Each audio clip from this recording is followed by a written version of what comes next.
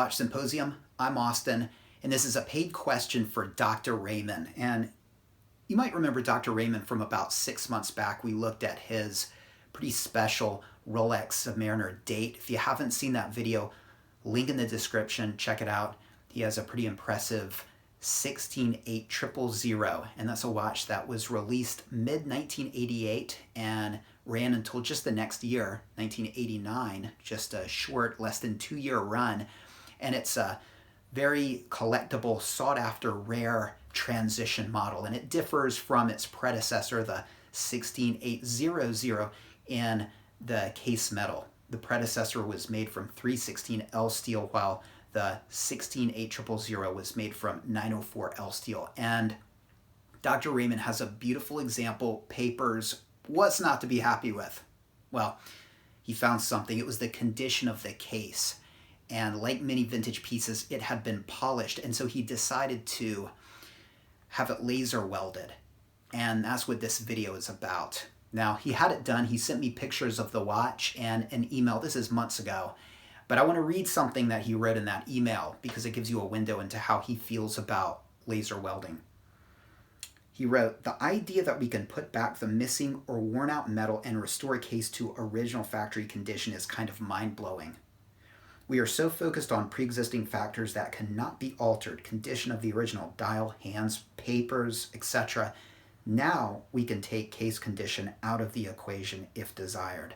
And that's his take on laser welding. Now, before I continue, let me just recall in another video, I talked about the purist camp. And for the purist, they look at watches and find value in pieces that are as close to how they were when they left the factory. So new pieces, new old stock pieces, and pieces that haven't been polished are the kind of pieces the purist goes for. And I would consider myself a purist. And everybody has a different conception of what they're willing to accept when it comes to a watch. I mean, some people are okay with a Franken watch or a fake watch, and other people are okay with a few aftermarket parts.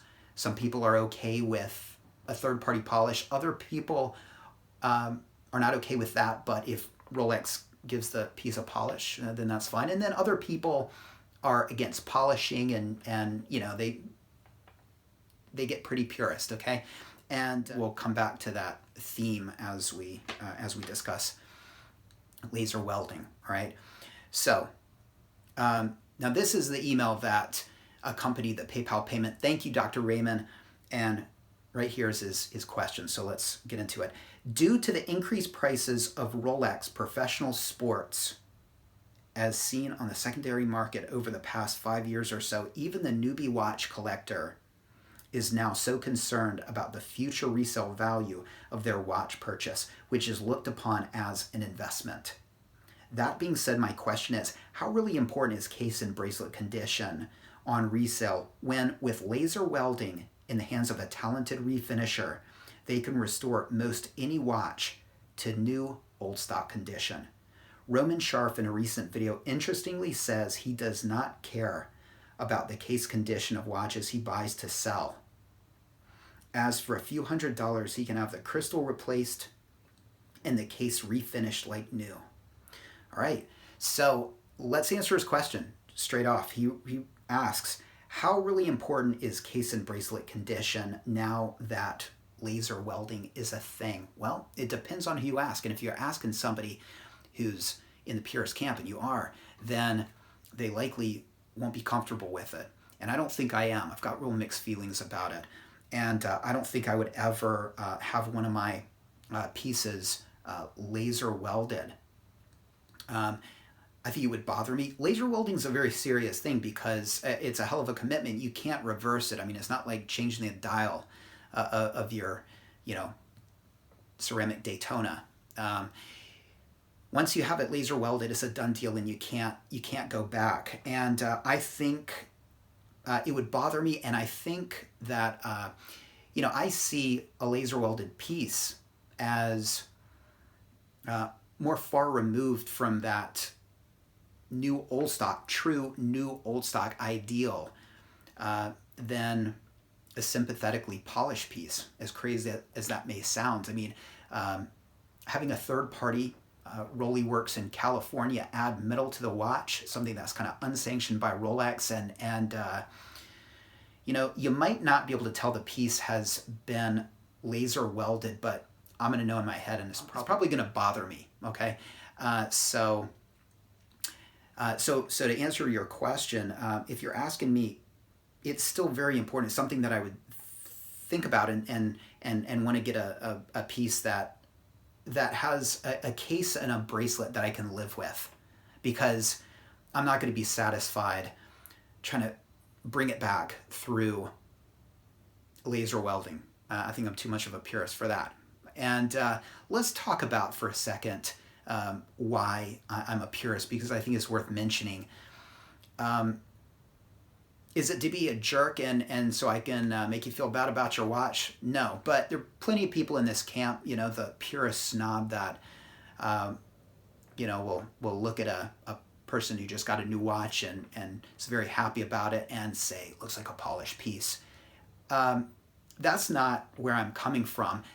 I look at these pieces as horological artifacts, and 5 digits, okay, 5-digit Rolex. There's a limited number out there. It might be millions, I grant you that, but every day there are people that are giving these watches bad polishes, refinishing the dials, changing out parts, trying to spruce them up, to flip them, and they are no friend of the watch. And you know, I'm against that. You talk about Roman Scharf. Roman Scharf in a recent video interestingly says he does not care about the case condition of the watches he buys to sell. Well, I would be very surprised if he would add a laser welded piece to his personal collection. But when it comes to, you know, flipping a watch, yeah, I'm sure he wouldn't have much of a problem with that. You know, I think you can look at some watch dealers as watch pimps, all right? And what is a pimp? Well, a pimp usually deals in women, and you know, notoriously they don't really give a shit about their product. Whether she gets beaten, drugged up, or pregnant, or diseased, you know, as long as she's making a profit, then that's it. No hooker makes it through the hands of a pimp and winds up better off. He's looking for the bottom line, and I think there are many dealers out there, watch dealers, that are horological pimps, and watches are not better off being passed through their mitts. They, you know, again, they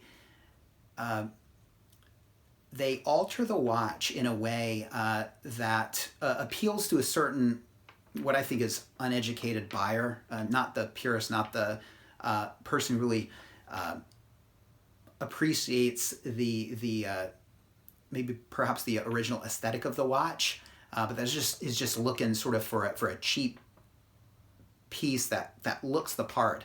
And you know, a watch dealer may say, you know, it's a win-win situation. You know, I make a buck, and this punter gets a watch he's happy with. But there is a loser here, and that's the watch. Its integrity is compromised. And so, you know, I'm not sure if this is true. I haven't seen this Roman Scharf video, but it doesn't make me want to support him, or certainly doesn't make me want to buy a vintage piece from him. And the fact that he's doing this to these watches, I don't think he's doing right by them, and so that's a shame to hear. So, you know, when it comes to laser welding, is there any saving grace? Well, look, I mean, if there's a watch that is just unwearable, I mean, the lugs are pretty much worn off, and it's either chuck it in the garbage or bring it back from the dead through laser welding.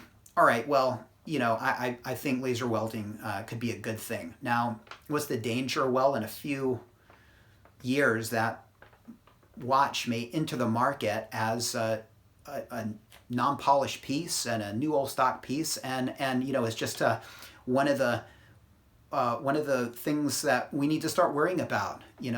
Add it to a list of the many questions you need to ask when you're looking to buy a pre-owned piece. Are all the parts Rolex? Yes. Okay. Are all the parts original? I mean, they might be all Rolex, but is that a replacement dial? Is this a polished piece?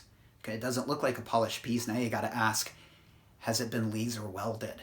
And and if you get the old, I don't know, then that could be very dangerous, because I'm not sure if you can tell if a piece has been laser welded. So I'll just leave you with this thought experiment, and let me go back to his original email that he sent me months ago, and he wrote, "We are so focused on pre-existing factors that cannot be altered. Condition of the original dial, hands, papers." Well, look, let's say that right next to Rolly Works in California, a dial manufacturer opened. I mean, they make the most beautiful, authentic looking dials. They're so authentic that they fool Rolex. They have Singer on the back, and they look the part, and you stick it in your watch and you send it to Rolex, and they won't service a watch that has an aftermarket dial, but they service these because they're so good.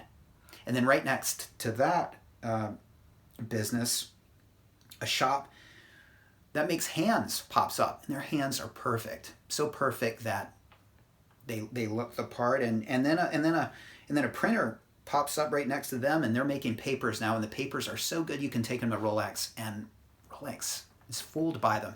All of a sudden, you really can have a watch that sort of passes muster with Rolex, and is laser welding one step on this slippery slope. Yes, you might not be able to tell. Perhaps Rolex might not be able to tell. Is that a good thing? Is that a good thing? I mean, I don't know. It's an interesting question. I have real mixed feelings about it, but I will say this.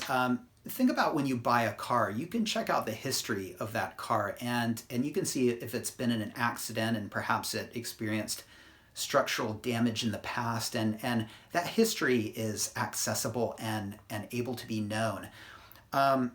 What about the history of a laser welded watch? It's not, and if there truly is no way to know, to start releasing these and filling the market with these watches that may have been brought back from the dead, and there's no way of knowing. I mean, there's something ethically that gives me pause there. Okay, should laws be put in place, a register for any watch that has been laser welded? I don't know. That seems sort of over the top, but people pay good money for new old stock pieces and unpolished pieces, and the idea that a dealer can pass one of these watches brought back from the dead off as such is kind of scary. So to answer your question, case and bracelet still important to this purist. Thanks for the question, Dr. Raymond. What do you guys think about laser welding? Let me know. Take care. See you next time.